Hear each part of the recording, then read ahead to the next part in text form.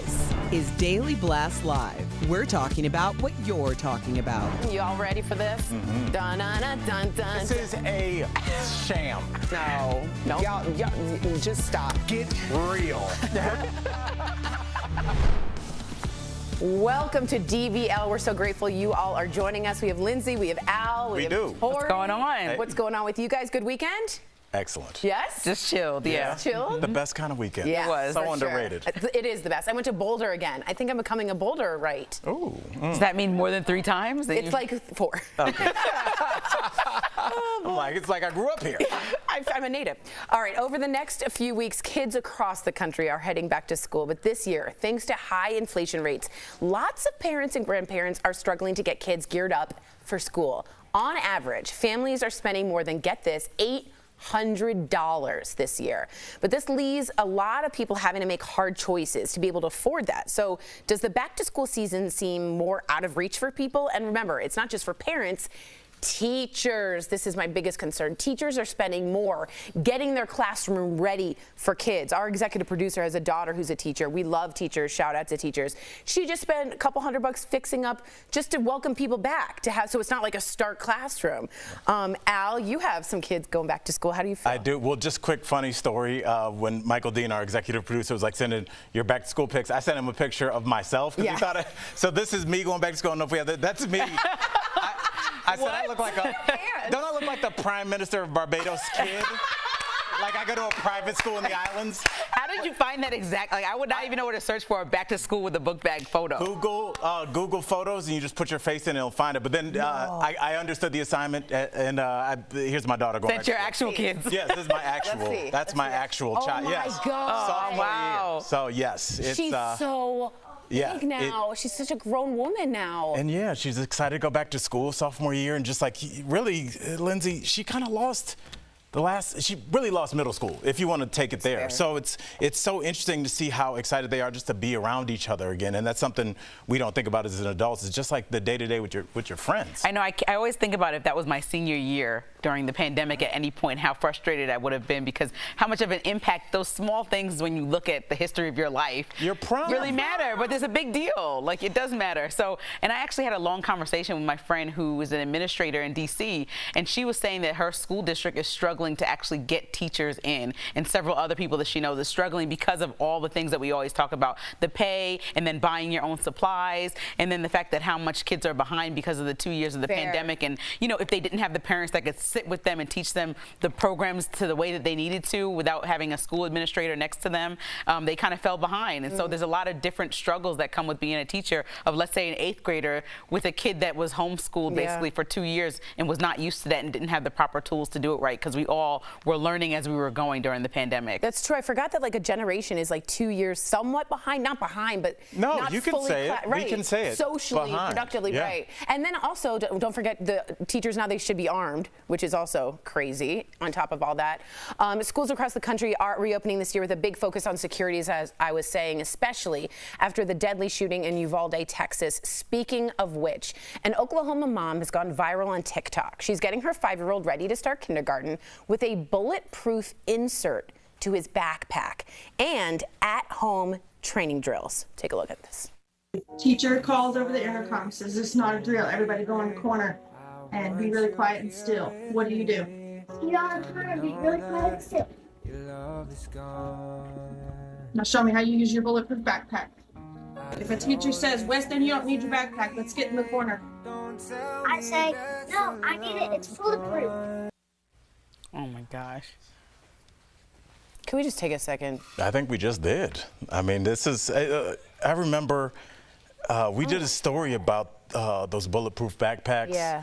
Maybe 2 years ago, 2.5 years ago, and I remember thinking, well, there's America trying to profit again. This is ridiculous. I remember, I don't even know if I said, I just thought, like, you know, I don't want to hate on somebody's product, and if you want to make sure that your kid is safe, I was like, go ahead and do that. But now, 2.5 years later, Lindsay, I'm like, yeah, that doesn't seem crazy to me at all. I mean, because everything's on the table, I guess. And you remember in Uvalde when there was an artist that painted a lot of the caskets and made them the favorite characters, and that humanized it for everybody who didn't really pay attention to the tragedy. You have to admit and look that there's kids in those caskets. And so now when you see the book bag, we had conversations about it. I'm thinking a black book bag, but when you see Spider-Man on a book bag, you're realizing what this means, that kids are going to have to protect themselves. Hopefully never have to actually experience it, but there's a chance they will have to protect themselves with their favorite character on their book bag. Look how calm he is. Right, to save their life. So. And look in the corner just to see that little boy doing that. It just shows the juxtaposition of the Spider-Man fantasy with like, this is real. They're real bullets here. Do you remember like when your mom would give you advice like make sure to make friends and be nice and share? Like that's what you told your kids, and now you're like, don't get shot. Duck and cover and stop, dropping. It's insane. Interesting. Well, for a lot of parents, for a lot of parents and grandparents, this is the year 3 of getting ready for back to school during the pandemic, like we were talking about. Lots of medical experts say the best advice for parents is simple: get your kids vaccinated. But does this year feel different to you? I guess I would say to me it's bittersweet. I'm very happy kids like Sam's kid is going to be able to see another kid in person. That's very exciting to me. But I'm also really worried about what that means because we had no mass shootings during those times, and then it all came back. What do you think, Linz? I mean, that's the same. I feel like I remember when Dr. Coley was first here in the beginning, we had no idea what coronavirus was. And she was breaking it down about how in the future someday we may have herd immunity and it may not be the same. And we were like, as the months were passing, we couldn't imagine when that time would come. Totally. We were asking her, like, are we close? And it feels like, even though I'm not obviously a doctor, but it feels like we're getting to a point where we feel a little bit more normal. Wearing your mask on the plane, whether you like it or not, is optional. You know, you can kind of move through your life knowing that you probably won't die if you get vaccinated, and you might get sick, but you will recover. And so that just kind of gives me a peace of mind to know and remember exactly where we were when that was off the table and you were worried about having access to your loved ones in the hospital, about your kids getting sick. I remember there were videos going viral of kids, even though that was rare, who got coronavirus and were suffering to breathe. Like, you don't have to worry about sending your kids to school and seeing them like that, because luckily most kids are recovering. And thankfully to the scientists who discovered the drugs that helped us recover. Okay, I mean, that's a huge deal. What do you think? Do you think we're back? I think we're back. You think we're back? It's like, you know, I don't think things will ever be the same. But Lindsay, I think you're exactly right. When you start talking about just how people talk to each other when people have been sick, it used to be, you know, oh, my mom got sick, and you're like, is she still with us? And now it's like, how long was she down? Oh, she got a chest. She had a head cold. That's weird. I had more chest. So it's like people have experienced it once or twice. People are more, I think, more cleanly coming out of this. People are washing their hands more. I've noticed it in the men's bathroom at the airport, which pre-corona, y'all are nasty. So like, I'm just saying, like, I've noticed that people in general are a little bit cleaner. And when we're talking about school, my daughter didn't have a mask on. You know, so it's like these little things that are happening where I want them to be able to see expression and have their humanity back, because for a couple of years we had to err on the side of caution. So it's time to be people again. Good. Looking forward for Kinsley to start. I know it's a long time away. I'm like, don't rush. You're gonna blink. You're gonna blink. It'll be there. Coming up on DBL, the FBI releases a very brand new, interesting report about the Rust shooting. Why their findings don't match Alec Baldwin's story, and people are leaving their jobs without quitting. We'll tell you about a new trend called quiet quitting. Coming up next. Al, is that for years? On a daily basis. Closed captioning provided by... I think it is one of those stories we're all going to be like, what? So raised you. Why am I right all the time? Welcome to another week of Jeff's Mustache. Am I going crazy?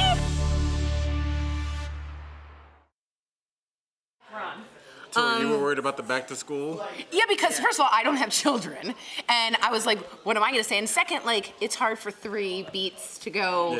Yeah, your angle should have been, I don't want to have school buses get in the way when I'm going to work. When I'm driving. Hey, what do you guys think about the new CDC? Did you see their ruling?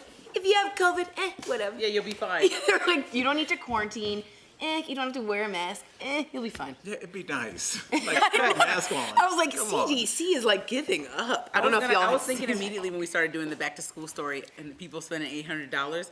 I don't know if you guys have you been in the store Conway in New York? It's like obviously shut down now, but it used to be like everything was $10. Oh, one of My dad used to let us have a field day up in that joint. And I used to think we were rich. He probably spent $100 for our school year worth of clothes. There's stores like that, like Five Below. Right, and exactly. Like He was like, get whatever you like. And so we had so many clothes.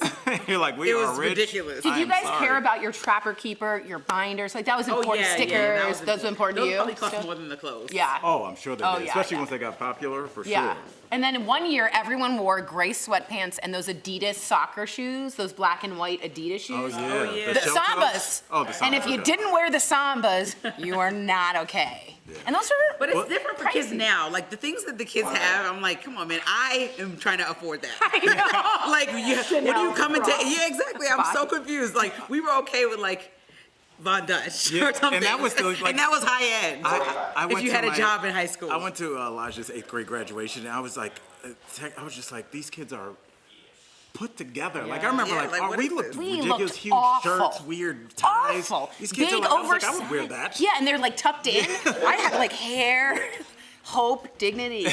I know. That's at YouTube.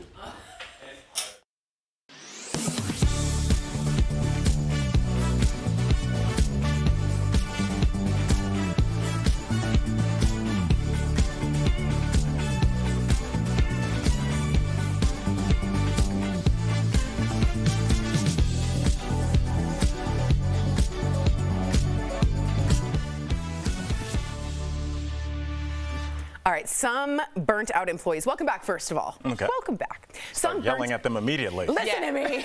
Some burnt out employees aren't quitting their jobs. They're just quitting the idea of going above and beyond at work. Okay, is this you? It's being called quiet quitting. It was popularized by one person on TikTok who defined the term. Let's take a look. I recently learned about this term called quiet quitting, where you're not outright quitting your job, but you're quitting the idea of going above and beyond. You're still performing your duties, but you're no longer subscribing to the hustle culture mentality that work has to be your life. The reality is it's not, and your worth as a person is not defined by your labor. Okay, so what do we think about quiet quitting and not trying to exceed expectations at work? This to me goes along with the Great Resignation, the idea that people actually want work-life balance, that you're not working 18,000 hours on a Sunday. What do you think about quiet quitting? Well, I think the whole overall theme that people are choosing themselves and finding their happiness. Absolutely. I appreciate, because it used to be, and I talked to my friends about it this weekend, like we used to be like, oh, I'm so tired, I work so hard, oh my God, I did it overnight. Like now, if you say that, I'm like, oh, I'm sorry for you. Like I have no interest in competing with you doing those things. You know, but totally. like we're not in a race to see who overworked each other anymore. And so that's a good thing, I think. But also, I think you should have conversations if you're unhappy. Like the whole premise of quiet quitting is that you're really unhappy, and so you're just going to kind of like passive aggressive, right. just don't do your job. Why don't you just talk to the people, and then you have a choice. If they decide they're going to meet you where you're at and change for you, then it's worth staying. But if they decide they're not going to change and not meet you anywhere, then maybe you should quietly make your exit instead of just sitting there suffering every single day. I don't get that part. Yeah. That's a good point. What do you think, Al? I mean, I think quiet quitting, yes, obviously it's a concept, but I remember talking to somebody years ago, and now they're in their field, but she was a waitress at a comedy club, and she was like, I want to go to pharmacy school. And I'm like, oh, are you interested in that? And she was like, absolutely not. She was like, it pays great money, and I want to travel. And I didn't talk to her for years, and I looked at her Facebook or Instagram, and that's what she did. She works hard for like 3 days, makes her money, and then she's not married and just goes, and you see pictures of her snorkeling and all that kind of stuff. So just figure out what you want from your life. If you don't care about your job but you want to travel, cool. If you want to work and be a lawyer and like your dad, and 12 hours a day, like my father would have been, I was going to say your dad then too. take that. But like maybe just think about what job you want to have before you go into it, and then you wouldn't have to quietly quit. You just know why you're there. Yeah. I think it's interesting, the tension that I've been reading in a lot of newspapers, which, yeah, I still read newspapers, between those who want to work from home or have the ability to work from home, and the older generation or the other generation saying, no, that's not how work works.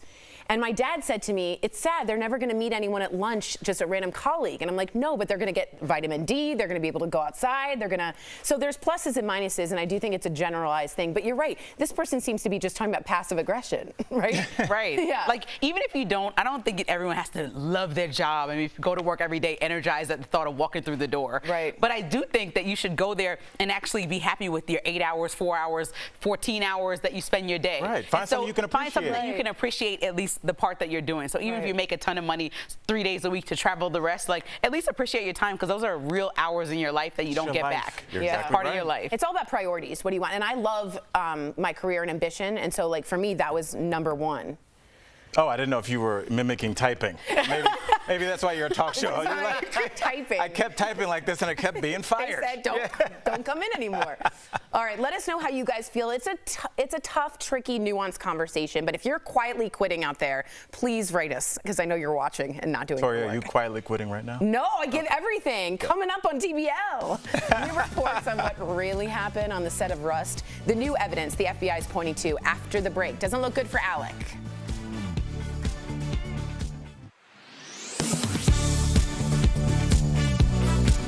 Do you make $75,000 or less? Democrats' new army of 87,000 IRS agents will be coming for you. That warning from House Minority Leader Kevin McCarthy has people on social media worried that the IRS is hiring more agents to target the middle class. But that's not true. Using these sources, let me walk you through where that 87,000 number came from and what the IRS is actually planning to do. The Senate recently passed the Inflation Reduction Act, which includes $80 billion in funding to the IRS over the next 10 years. According to the bill, which was passed by Congress and is awaiting President Biden's signature, about half of that IRS funding would be put towards expenses for the agency's task enforcement services. And that does include hiring more people. But the bill doesn't specify how many people. And the U.S. Department of the Treasury says claims that new agents will be hired to audit the middle class are false. So where did that 87,000 number come from? Well, we traced it to this May 2021 report from the Treasury Department, which estimated how many full-time employees the IRS could hire over the next decade if they received $80 billion in funding. The Treasury is projecting that 50,000 IRS staff members will retire or leave the agency in the next 5 years. And many of the projected hires would be to fill those vacated roles. And not all of these new hires will be agents tasked with auditing. In a recent letter, IRS Commissioner Charles Rettig assured senators that the IRS would not increase audit scrutiny on small businesses or middle-income Americans. A spokesperson for the Treasury Department confirmed what the commissioner said, adding that new hires will include some new auditors who will focus on corporate and high-end tax evaders, as well as other staffers tasked with improving taxpayer services. So we can verify, no, the IRS is not increasing audits on the middle class, nor are they hiring 87,000 new auditors. With your Verify, I'm Ariande Till.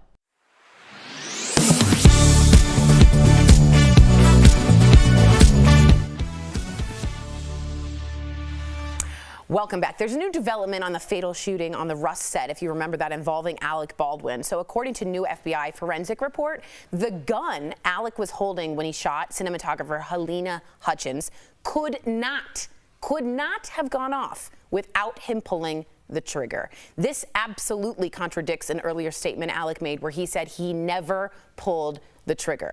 Now, Alec's attorney said the FBI report is being, quote, misconstrued. He said when the FBI tested it, the gun fired only one time without having to pull the trigger. The hammer was pulled back and the gun broke in two different places. He added the FBI wasn't able to fire the gun in any prior test, even when pulling the trigger, because it was in such poor condition. I want to make it clear to everyone, Alec doesn't have any criminal charges yet against him. He has some civil wrongful death suits and emotional distress. And the FBI says they still don't know how live ammunition got on that set. What do we think for AB? Well, speaking of AB, he went on ABC and did that interview and said that he didn't pull the trigger. I know. You didn't have to be in this mess if you didn't speak out publicly on national television telling your side of the story. The only time you have to do that is in court. And if you say you're sorry, you didn't mean for this to happen, just leave it there. I don't understand why he keeps going on and on. I told you, I think he's trolling us. But trolling us and playing with your life and maybe perhaps freedom is like a little crazy. Also, they're now working with Suffolk County Police Department to obtain his phone records. Yeah. And in combination with the forensic information that they gather, then we'll see if there are going to be charges or not. So if he texted anyone or called anyone saying anything that he accidentally pulled the trigger that he said he didn't pull or anything like that, he's just walking himself into a world more of trouble. I mean, if I were a lawyer, I would have quietly quit a long time ago for him. Yeah, He's for super real. honest. I mean, can't control like him. Alex Jones' lawyer. Yeah, it's almost like the narcissism about, I have to take the stand. They need to hear from me. Well, you just I don't kind know of if it's screwed narcissism, yourself. but if you feel like you didn't do anything wrong, I feel like that's how you get hemmed up in that back room with the police, because you're going to say things, even though he might have been in shock, trauma, I'm sure all those things were at work, but he said something, and now that will be used against him at every step. And that's why last week when everybody was kind of like, oh, Trump said, you know, I don't recall 440 times, this is why. This is why it can't come back on you now. Right. You don't need to say anything. If you ever watch a mafia movie, they call their lawyer, and the lawyer says, shut up, shut up, shut up, I'm coming down. 3 things. Stop talking. I can't believe you're telling everybody to behave like President Trump did. Yeah, hey. Situation. Hey, it's his constitutional They are right. not your friends when you're back in that back room. It's not Y'all a language are not you friends. know. You're absolutely right. All right, I want to get your opinion on this. A new documentary is looking at the tragic lives of some very funny people. The 10-part series is called The Dark Side of Comedy, and it looks at comedians like Richard Pryor, Roseanne Barr, Andrew Dice Clay. Take a look. The first episode also looks at the life and death of former SNL star Chris Farley, who died in 1997 from an overdose of cocaine and morphine. Take a look. The first hour drinking with Chris was fun. The second hour drinking with Chris was the most amazing time in your life. But the next 5 hours was brutal. You're doing comedy to get that response, but there was something different with him. His eating, drinking, and drug use were escalating. So his old colleagues at Saturday Night Live plotted to save the beloved star. Al, you're dark, scary, sad man. Yeah. No, I mean, how do you feel with comedy being on the happy and the sad? I mean, it really comes, they're this close. Right. I mean, well, from tragedy comes comedy. And it's weird because I actually watched that Chris Farley yesterday just because I like Vice and it was on. And it's not that crazy from any other comic that I know, but I think that yes, comedy has something to do with it, but I also think it's a lifestyle lens. You notice we see this with a lot of chefs. Obviously, we lost Anthony Bourdain. It's people with these high-pressure jobs. It's like you do nothing, and then at 8 o'clock, 300 people sit down. You're either slicing sushi, or you're telling jokes, or you're singing, and then it ends, and you have all this adrenaline, and it's the middle of the night, nothing but bad decisions, bad food, out all night, bad sleep, and here we are. And you want that adrenaline high. I know when I did comedy, and I'm nowhere close to you, but I'd get off and I would be high like on a drug. Right. People coming up to you, and then you leave, and I'm in the car, and I'm like... Imagine if you just did Madison Square Garden. Yeah. Like, what are you supposed to do after that? Go back to your room and be like, oh, okay. Yeah. I watched Will Smith on My Next Guest with David Letterman. I think they shot it before the incident, obviously. But he was talking about how come he is so happy-go-lucky and genuinely how he has a dark side that he never shows because he's trying intentionally to hide all the stuff that happened in his childhood, and his anger is something that he doesn't want to really address. And so he went into detail about that. And I think that's like a human thing, unless you sit down and talk to somebody about how to behave and say sometimes it's okay to not be okay and share that. But as a comedian, people are coming to you probably for the laughs and for the smiles. So you going up there like what Dave Chappelle did shocked the world when he was angry about all the black people that were being killed. Right. And he kind of went off Dave Chappelle's script and nobody laughed the whole time. Right. It was kind of like, whoa. Yeah, because they have something to say. But that's just a real moment. He was feeling the same thing that people of color were feeling. Yeah. He shared that. And sometimes, you know, we call them the truth tellers for a reason. And at that point, sometimes they're the best social commentators. And also, there's human beings with vices. And when those vices are being handed to you rather than you having to go work for them, it accelerates. Especially SNL. I mean, there's got to be, can you imagine being up that night without all the drugs? We'll be right back. That late? The 70s? It is. Promotional consideration is brought to you by... You've seen the photos, blisters and bumps on the skin, what many have come to know as the hallmark of a monkeypox infection. But does it always look like this? Our question, does a monkeypox rash always happen outside of the body? Our sources, Dr. Cameron Wolfe, an infectious disease specialist with Duke Health, and the CDC. You don't need to have skin surface blisters. I think that's actually a big part of clinician education, is that it's not just the skin lesions. Wolfe says sometimes the rash appears on what are called the mucous membranes. Those are the moist inner linings of some organs and body cavities. They can be in the mouth. They can be inside the rectum, for example. They can be in the vaginal canal. In fact, an early CDC analysis of monkeypox cases in the U.S. found the rash was most frequently reported on the genitals, with 46% of people experiencing that. The next most common places for the rash were arms, face, and legs. Wolf says it's why healthcare providers should be attuned to other red flags that might indicate hidden blisters. Rectal pain, pain on defecation is a common way of finding. So we can verify, no, a monkeypox rash is not always outside of the body, and doctors say knowing that might help some detect infections sooner. You probably think of airbags as protection in case of a collision, not necessarily something that needs to be protected. That's why we're asking, why are thieves targeting airbags? How can you prevent an airbag theft? And what happens after your airbag is stolen? It's not really an explosion, it's just a bunch of gases releasing in a pressurized manner in order to inflate a nice fluffy airbag. To verify, we turn to Laura Garcia, automotive instructor at Northern Virginia Community College, the National Insurance Crime Bureau, and the Montgomery County Police Department. Airbags are very expensive, upping their value on the black market. And she says prices are currently inflated because of supply chain issues. And these stolen airbags can also be linked to insurance fraud. Let's say a vehicle gets into an accident, an insurance company pays for a legitimate airbag, but here that shop maybe isn't that reputable and will just buy another airbag off the street for a much lower price. They get to keep that profit. The NICB estimates 50,000 airbags are stolen each year, costing car owners and insurers more than $50 million. But costing criminals little time at all. And voila! You have your airbag. To deter possible thieves, MGPD recommends parking in well-lit, known areas, investing in cameras, alarms, or clubs, and always locking doors and windows. Just sort of the things you would do to prevent general theft anyway. And if you do get your airbags stolen, NICB says it's important to take your car to an automotive professional. Airbags are inherently dangerous. You'll also want to go to a pro if your airbag light comes on. It could be a sign of a faulty, fake, or improperly installed device.